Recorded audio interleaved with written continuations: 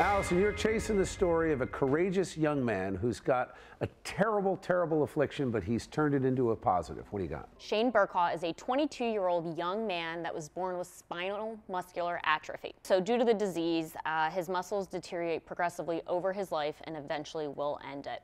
But instead of letting that get the best of him, he started a blog called Laughing at My Nightmare. So I chased the story to where it all began and continues to grow, his home in Bethlehem, Pennsylvania.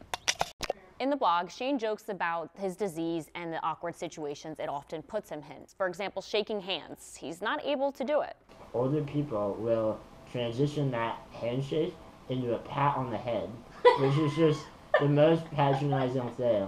I'd rather they like hit me or something. Like, just don't pat me on the head. So when he started the blog, he just was looking for an outlet to kind of express himself. He never dreamed of where it would take him. He now has over 500,000 followers.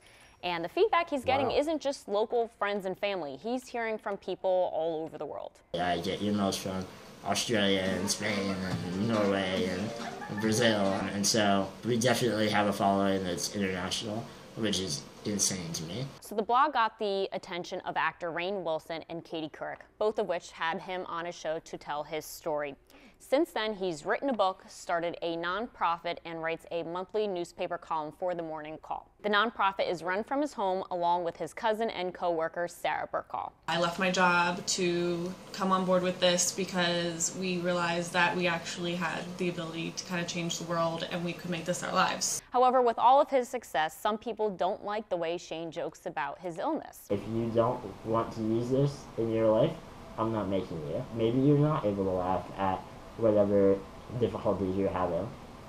That sucks. But Shane says he doesn't do this to offend or to avoid anything, rather make the bad a little less bad.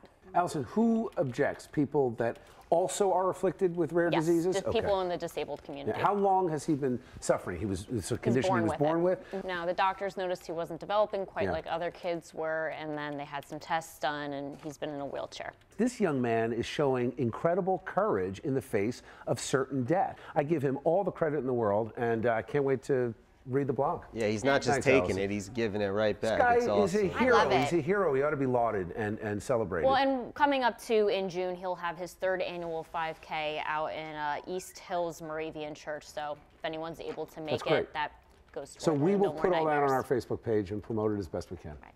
Good. Thanks, Allison.